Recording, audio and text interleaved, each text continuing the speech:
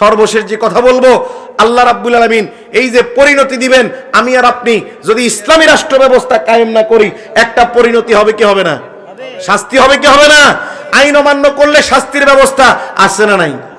আছে না নাই? যদিও আমরা আমাদের স্বার্থে, যদিও আমরা আমাদের ব্যক্তিগত স্বার্থে বাংলাদেশ আওয়ামী লীগের মতো সংবিধান পরিবর্তন পরিবর্তন পরিবর্তন, কিন্তু আল্লাহর এই কোরআন পরিবর্তন করার কোনো চান্স আছে কিনা?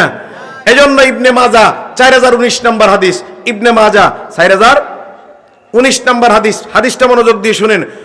ওয়ামা লাম তাহকুম আইম্মাতুহুম বিকিতাবিল্লাহ, আল্লাহ রাসূল বলছেন, যদি কোনো ব্যক্তি, কোন নেতা, কোন রাষ্ট্রপ্রধান কোরআনের আইন ছাড়া ওই জমিনের মধ্যে, ইসলাম কোরআনের আইন ছাড়া ওই জমিনের মধ্যে যদি শাসন ব্যবস্থা কায়েম করে, কথা বলেন কি?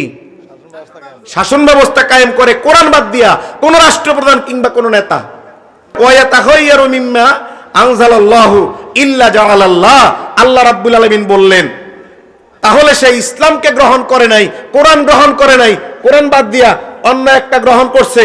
এজন্য আল্লাহ বললেন বাসাহুম বাইনাহুম, তাদেরকে গৃহযুদ্ধ দেখাইয়া দিছে, গৃহযুদ্ধের মধ্যে রাখে।